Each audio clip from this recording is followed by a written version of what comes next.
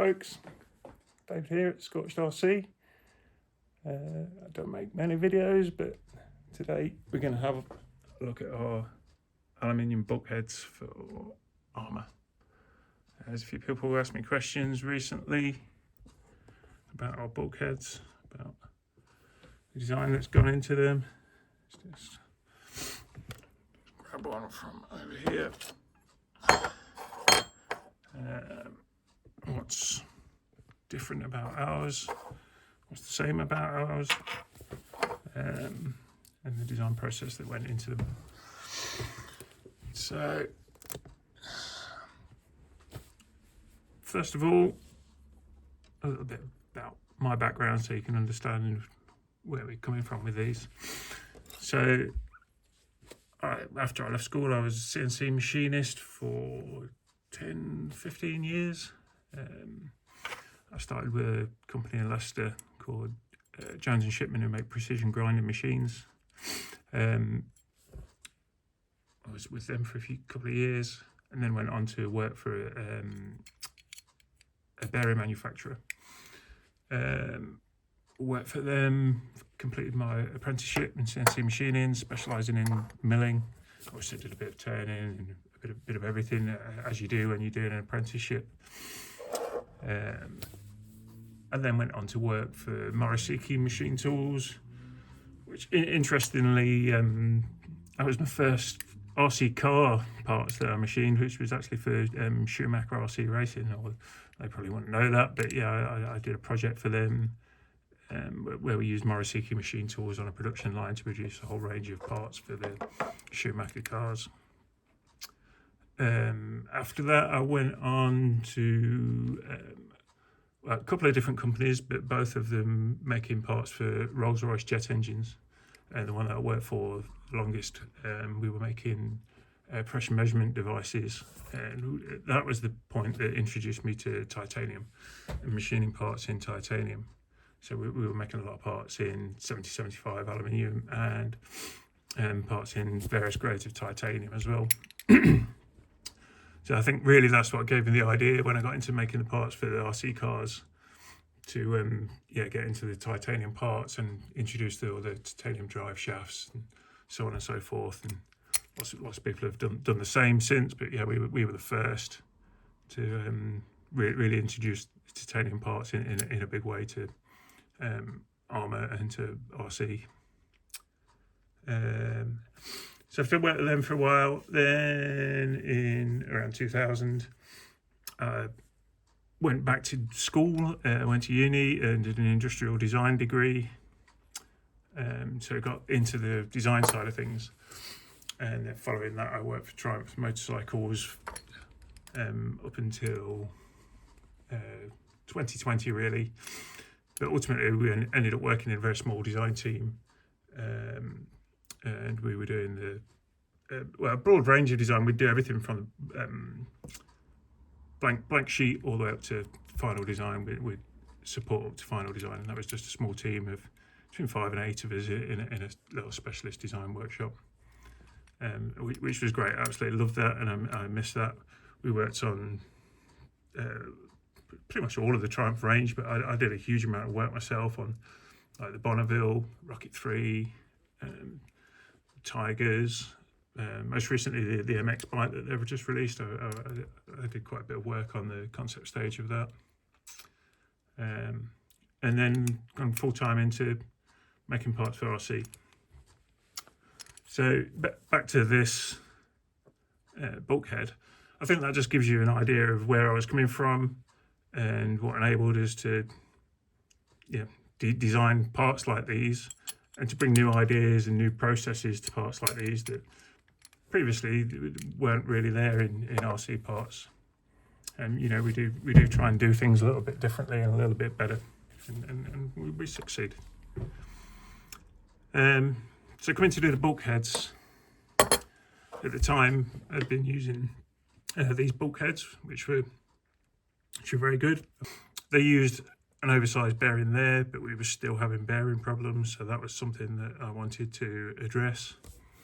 And I managed to squeeze in an even bigger size bearing, So we were the first to do that because it didn't look like it would fit to start with, but we managed to shoehorn it in by some careful machining all around this area, and these machining features here enabled me to enlarge the area around the bearing and just squeeze that bigger bearing in.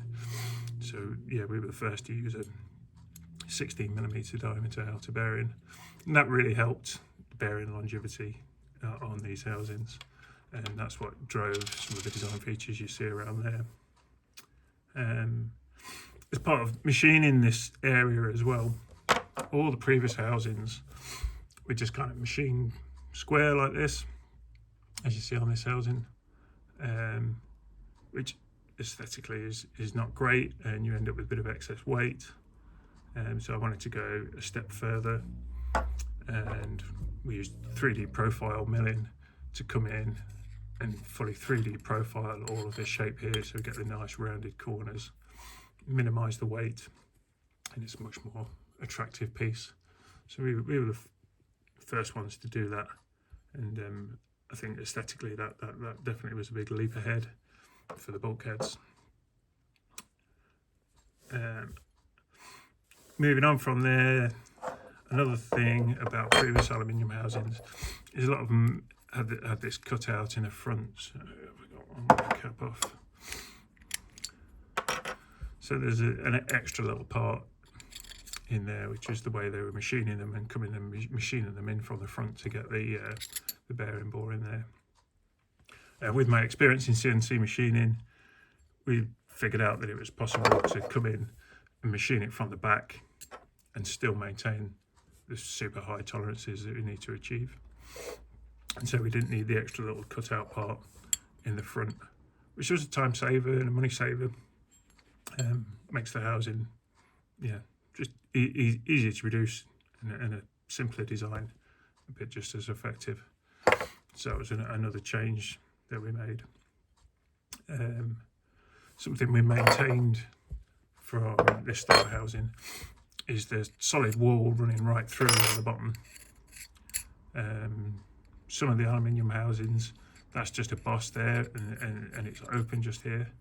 But what happens when that's open is that this becomes a real weak point through here. There's really not much material across that face. And as I had it on my own Creighton, is it nosedive, and you can just snap that front off. So coming right through here is an important part of the design, and I think all of the better housings do that. As you can see, ours is really solid in that front, so it's definitely not going to be an issue. Precision is all important to us, and particularly as speedrunners. One of the problems we've had with other housings is the bearing fit is not fantastic.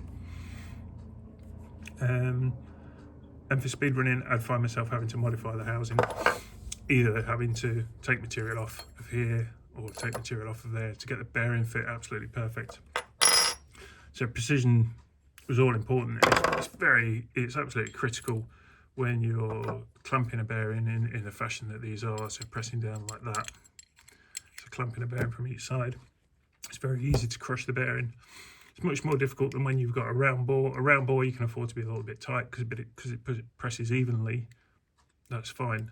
When you're clamping the bearing from one side, if it's a bit tight, you're just crushing it from one direction. Basically, the bearings don't spin freely. It shortens bearing life. And it won't run cleanly. So we realised that we needed to get really tight tolerances, and one of the differences you'll also see in our housing, if we look closely, is you'll see these rounded edges in the top here. As the cut rolls around, you see previously every other housing has got a square corner here. And so from my machining experience and doing super high tolerance stuff for Rolls-Royce, I know that if you roll around like that, you don't come off the cut at any point.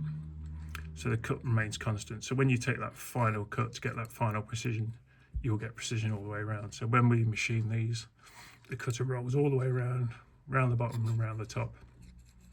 So what that means is the distance between the top and the bottom here is really precisely controlled.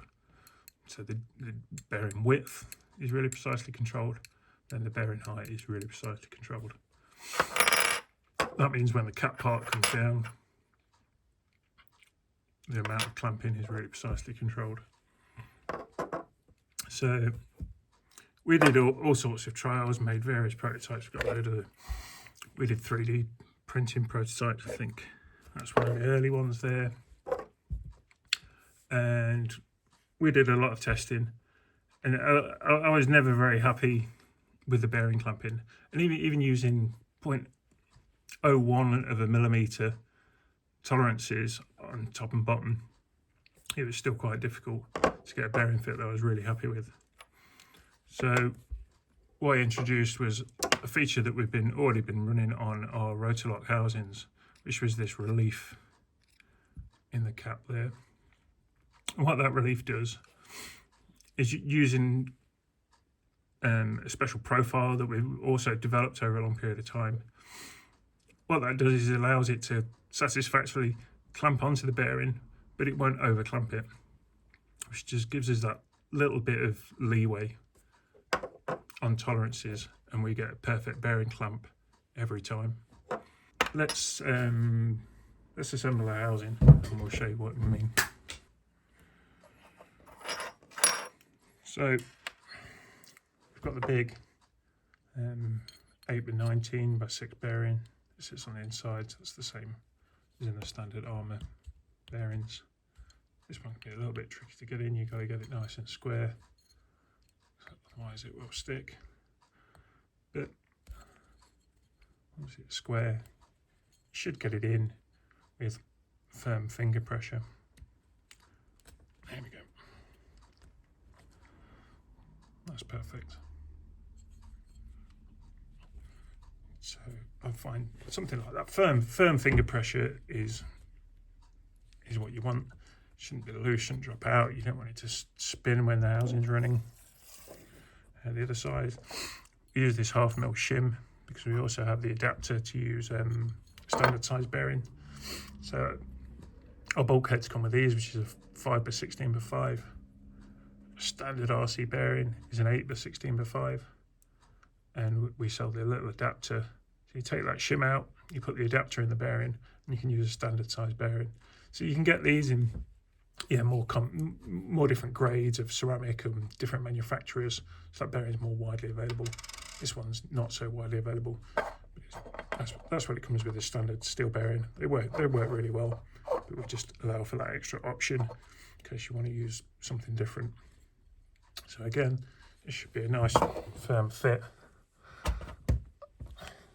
That's beautiful. So that's perfect. So there are those 2 bearings. And like I say, the tolerances to get them to fit like that is 1/100th of a millimeter. Tiny bearings are so hard to fit. It's like big bearings, you can have a big tolerance and they're much easier, but small bearings are tricky. And then for these bearings, it's a little bit more difficult to just measure that. So the normal 16mm bore, we use a gauge like this. And that's what we measure all of our bores with, which will measure it down to 100ths of a millimeter. Because we're clamping the bearing this way, the best way for final inspection is to actually assemble one and see what the fit's like. That's what we'll do now. This is a fresh housing that I've just pulled off the batch. We check all of our housings as we put them together, which is why they come assembled, because we check every one just to make sure nothing's gone wrong.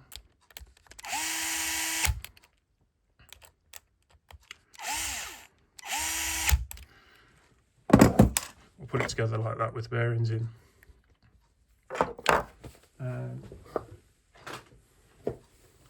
When the fit is perfect, bearing should be in there, should be held tight, but as you can see, firm pressure,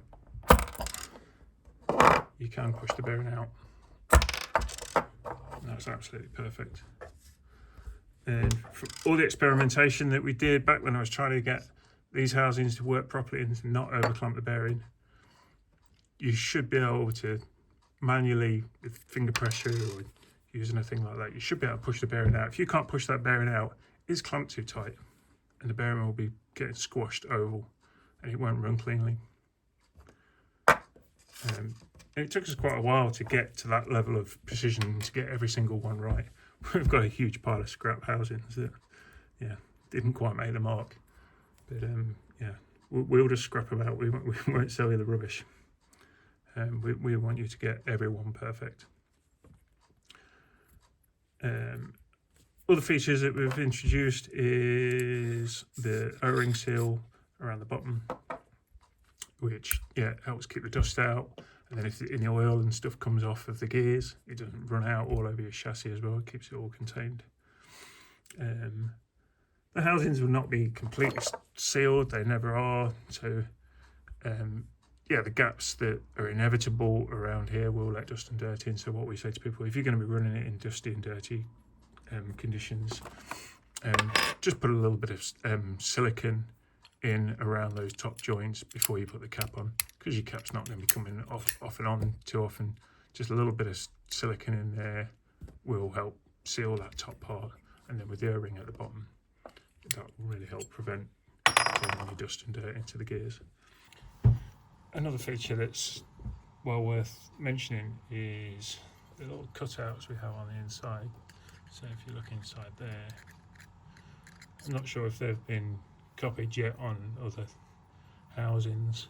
So there's a cutout inside there as well. And what those cutouts are for bearing extraction. So this was something we introduced on the second batch, I think. But particularly speed running, your bearings will go at some point. You do need to change the bearings, and the bearings can be a real pain to get out. So we'd put those cutouts in so you can get in behind the bearing and actually push the bearings out from each side. That's a feature we've got on our knuckles and rear hubs and stuff now as well. It's just a little detail that you won't know you need it until you need it, and then you'll appreciate it. Other features that were new on ours, so like this Vitavan housing has the separate clamp part for the roll bar. At the time, all the housings had that separate clamp part because it comes from the ARRMA housing. They have the separate clamp part. I couldn't see the need for that myself, so we changed the design and put the slot in there. So there's a slot runs in there, and we just use 2 screws with a nylon and a steel washer, which will clamp the roll bar in position. And that was brand new to our housing. And nobody else had done it quite like that, so it's certainly not for ARRMA anyway. So that was a useful feature. Other features that were new on ours, so you can actually see the development of it here, but we put this recess in just here. So you can see on this housing it's just flat. On this one we've dropped a recess in, and the reason for that recess is actually specific for our diff lockers. So when our diff lockers are attached there, to get to the grub screw, it was quite tight. So on this one, it'd be quite tight. Your driver would be pushed hard up against this edge. So we put these little recesses in just so you could access the grub screw on our diff lockers a little bit easier. You see that was the original iteration, and then later on we added an extra cut here, basically just to save a little bit of weight and shave more material off. But that's what that recess there is for as well.